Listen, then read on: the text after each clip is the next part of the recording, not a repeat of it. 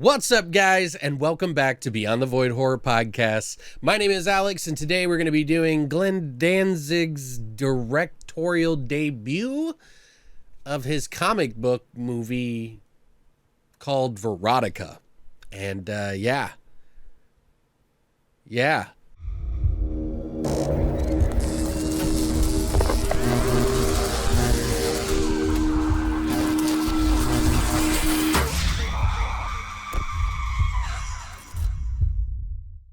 Verotika just came out within the past couple of days or so. I was supposed to do a review of this like a couple days ago, but things came up. I had to take care of some things, so it's going up a little late. But I want people to hear my thoughts on this anyway, so I hope you enjoy this. What is Verotika? Verotika came out just the end of last year, I guess. Played a few places, not really sure. Now it's just hit the VOD stream. And I'll read you what the title says so that we can be fair about this. Glenn Danzig's directorial debut is a horror anthology that compiles stories from Danzig's line of comic books of the same name. Stories which focus on horror content that's often sexual and violent in nature, usually featuring scantily clad female protagonists. This is written, directed, produced by Glenn Danzig himself. It has 3 stories in the film. What can I say about this anthology? Boobs, blood, and bad acting. The reason I wanted to watch this movie was because people were comparing it to The Room. Tommy Wiseau's The Room. And, you know, I would probably rather watch that. I'm sure there's going to be a lot of cult fans out there who just absolutely adore this movie. Which, I mean, boobs, blood, and bad acting on the surface may sound very appealing to a lot of people. And I'm sure it is even after they watch it. So maybe I'm giving it more credit or less credit than it deserves. But for me, in my opinion, I kept thinking to myself, like, this movie really should have been a part of the 90s in some way. I think it probably would have done infinitely better than it does now. Although there are going to be a lot of cult fans for this particular movie because it does have blood, boobs, and fucking bad acting. But for me, I just didn't enjoy it as much as I thought I was going to. The first story that we start off with is the albino spider of Dajet, which is all done by French-speaking actors, but spoken in English. Almost as if it was trying to be some sort of noir, I'm assuming. I don't really know. Seemed like an odd choice. Maybe it just wanted to feel a little bit more worldly, and that is the setting that he wanted to take in this particular short. I'm not sure. This one, by far, is the best one out of the 3, if we're going to pick the best. It progressively gets worse as the movie goes on. By the way, the movie starts off with a blowjob, and after the blowjob, I started to see this story unfold about this girl and like some entity or something that she has. She has like how do I say without spoiling it? A freak augmented thing on her body that makes people not so fond of her, even though she may be very attractive or in love. But this entity starts to kill people in her name as a part of her or something. I'm not 100% sure. And I thought, okay, this is ridiculous. I can get on board with this if the whole movie is going to continue to be like this.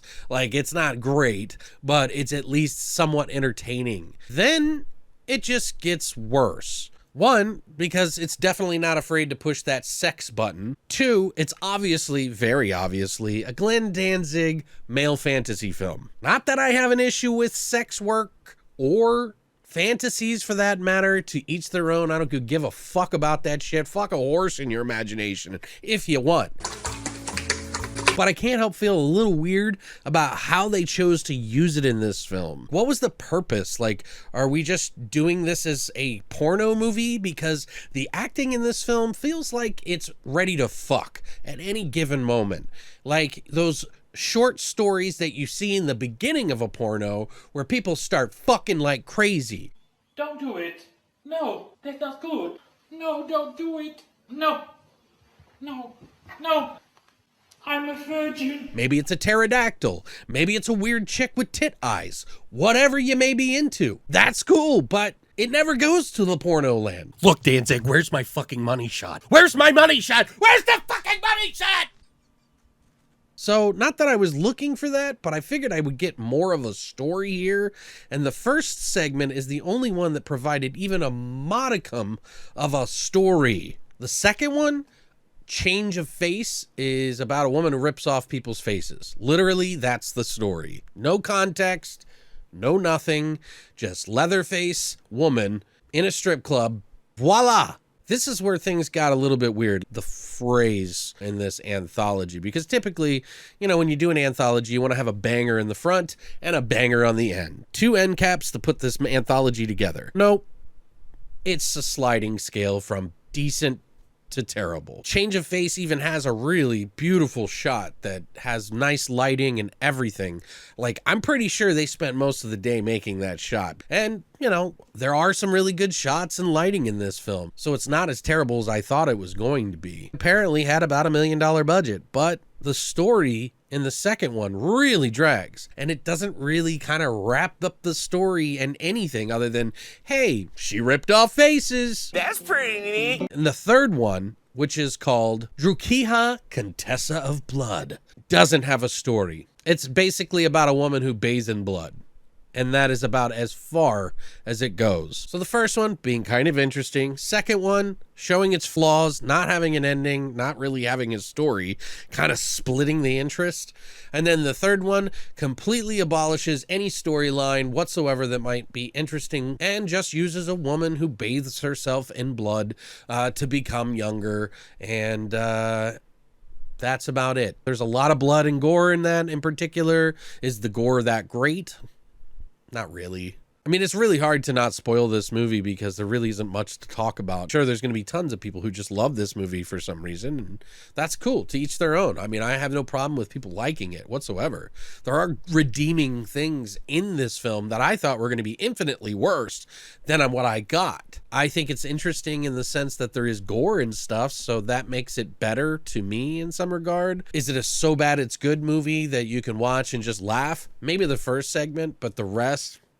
The acting? Oh, yikes. There was a lot of bad stuff in there, and it may not even be the actors or actresses' fault. In the second short, it's pretty much just a strip club for 10, 15 minutes of the short. 5 minutes of story. Then in the third one, it's pretty much just a woman rubbing blood on her for 20 minutes. Do I hate this movie? Nah, I don't hate it. I mean, I'm definitely...